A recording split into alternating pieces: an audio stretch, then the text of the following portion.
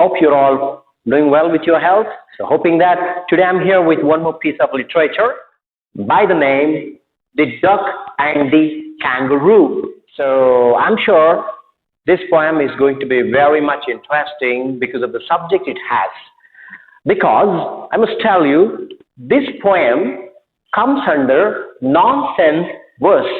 The word itself, nonsense, the word itself is very humorous, very funny, because we address anything nonsense which doesn't make much sense, which is funny, which is ironic, you know. So that's how we address the word nonsense. This poem is nonsense verse. What is nonsense verse?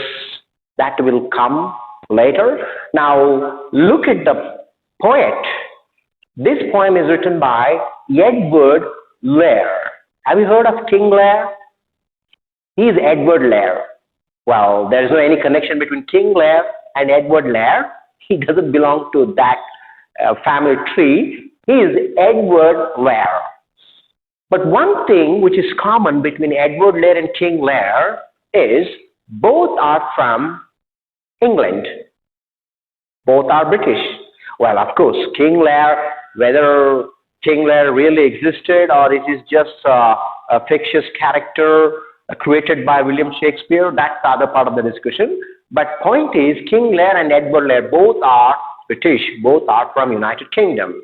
Well, when King Lear lived, what was it called those days? Was it called United Kingdom or England? What was it called exactly? You may search, you may browse on internet whether King Lear is a real person or just fictitious character engineered by William Shakespeare. That you can take it for fascinating reference. You can do that all by yourselves. Okay, coming to Edward Lear, the said is British. And so how would be the language employed in the poem? Fantastic. So this poet is no common man as long as the different spectrum he was into. Look at the list, what all he was. He was an artist, also an author, musician, and a poet. So he was like master of all. All right, not jack of all, he was master of all. And so his work are just fascinating. He has produced a lot of work in children literature. And so he was known for a couple of things. Look at this, what he was known for. He was known for literary nonsense, production of literary nonsense and limericks. So he was known for these two things because he popularized these two items, these two types. So let us know what is literary nonsense. The Duck and the Kangaroo is one of them. Nonsense verse. So verse means poem, all right? Take it as a work, which is in a poetry form. So what is nonsense verse, which is a part of literary nonsense? This nonsense verse, as the name itself sounds, doesn't make much sense as long as the language is concerned, the word employment, and the theme and the meaning. Because sometimes it seems it is. If you go further, what you thought earlier would just disappear. So everything appears paradoxical. So in multiple ways you may understand it. So it doesn't make one sense. You can't just be objective when you're dealing with such verses because they are nonsense. The rhyming scheme is nonsense. Word application is nonsense. The idea is nonsense. See, nonsense doesn't mean it is useless. It just doesn't make a typical sense, but it is beautiful.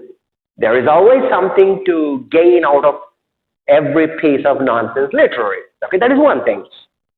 And the next type he popularized was limerick. This idea was popularized in his writing. What is limerick? Limerick is a kind of verse, kind of poem, which is humorous, at the same time rude too.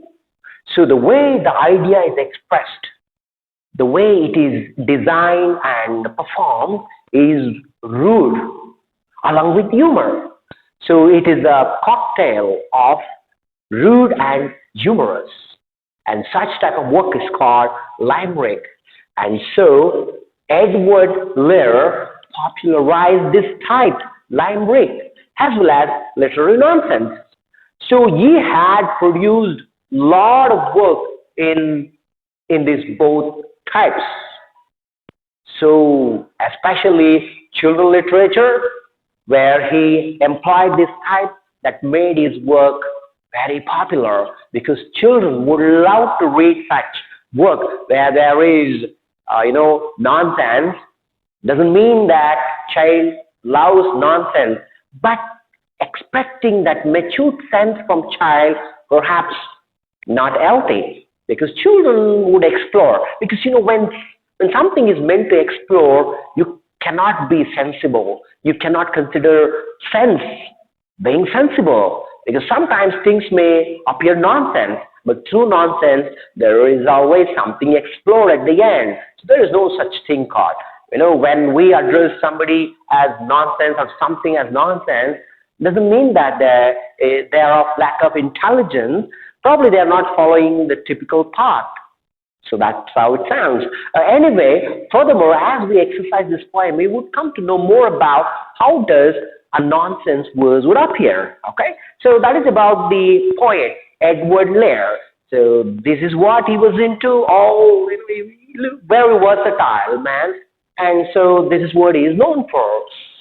So as I said, the duck and the kangaroo is one of such work, nonsense work. See, nonsense verse it is. And the employment of words, rhythm, vocabularies doesn't make much sense. Okay, you may find it wondering how come this mixture within one? So sounds really nonsense. You may feel it so as we exercise. Anyway, so if you look into the theme of this nonsense verse, you would love it because we have three wonderful themes gained at the end of the poem. The first one is friendship. Who doesn't like friendship? So what is friendship? Well, what do you mean by friendship? What is friendship to you? All right, every other guy would say, friend in need is a friend indeed. Okay, is it so? When you're in trouble, if he helps you out, then he's friend. Otherwise, he is not. Well, if you ask me, I would say, friend is the one who corrects me, who points out what I am, who makes me understand my abilities as well as my weakness, my strength, who doesn't just give me anything materialistic but the wisdom, an unknown entity my friend's supposed to be. That is what friendship to me. Not the one who stands with me all the time for every of my deed. Well, now you think about, do you have such friends in your life? Would be like showing you the right way all the time or just supporting you at whatever the deeds you're up to? Well, now's the time to make your choice or perhaps to correct ourselves what friendship is all about. So this poem would introduce us to such a wonderful idea of friendship. What is friendship is all about? It is not just helping, but it is to take all of them along with us towards that point, towards that purpose, towards the goal. So that is friendship. All right? So we have many stories in the history of mankind, the people who have set up such wonderful friendship. If I were asked to quote few examples, say for example like Krishna Kuchela, Duryodhana Karna, what we have seen, a great symbol of friendship. There are many such friendship around us. Let's not go to such epics, but we do have seen such friendship around us. Now moving to the next theme, it is adventure. Adventurous is adjectives. So adventure, who doesn't like to be adventurous? Don't you? Don't I? Every one of us. So there is a hero in every one of us who loves to be exploring and adventurous all the time. See, what is adventurous? People have different opinion and idea about being adventurous. What is adventure to you? But one thing is sure, as long as my reference is correct, every man loves to go around the world. at least once in our life, because there is just one earth, and you better view it. You better pay a visit to every piece of it. Well, thanks God if you ever become so fortunate enough to go on a world tour, because it doesn't happen, because you see a lot of people who can't move even out of their station. We have such people who haven't visited even the next city. Such people are out there. Well, anyway, they're less fortunate. But going on a world tour, exploring the whole world, is just one lifetime experience. So I wish all of us would experience it. That's the second thing. Now moving to the third theme, this is very important theme. You must pay your attention. Etiquette. So what is etiquette? Behavior, mannerism, communication, your body language. How important etiquette is in one's life. You know what? If your etiquette is up to the mark, polite, and of great standard, it can make anything possible. It would definitely heal the result. Not exactly in your favor, all right? But what the purpose is supposed to be served, through your etiquette, you can make it happen. Well, that's what happens in this poem. So, duck and the kangaroo. Duck is always, reserved at the pond, whereas kangaroo can go hopping everywhere, exploring the whole world. So, duck wants to explore the world as kangaroo does. But how is it possible? He proposes the kangaroo to take him on his back, exploring the world. But the kangaroo wasn't convinced at the beginning to take him. But the way duck proposes him, the etiquette, the mannerism, the politeness, kangaroo gets convinced at the end. And so he takes him on the tour wherever he wanted to go. So etiquette does matter in one's life. If you possess that wonderful and convenient and of course practical, it should be too. So such etiquettes will definitely gain the things what the purpose is supposed to be. So let us exercise those etiquettes which are needed to enrich our life skills as well as the mannerism and social behavior. So that is the third theme this poem talks about. So these are the themes. As you go through the poem, you come across just one unique vocabulary, that is rheumatiz. That is the one word you come across. All other words are familiar with us. Rheumatiz. Oh, it is a noun. What is rheumatiz? Rheumatiz is the word that used to express joint pain, joints and muscle pain. Sometimes you get owing to cold, the weather. Usually during winter, we get joints and muscle pain because of the cold. It's like a piercing, that cold is.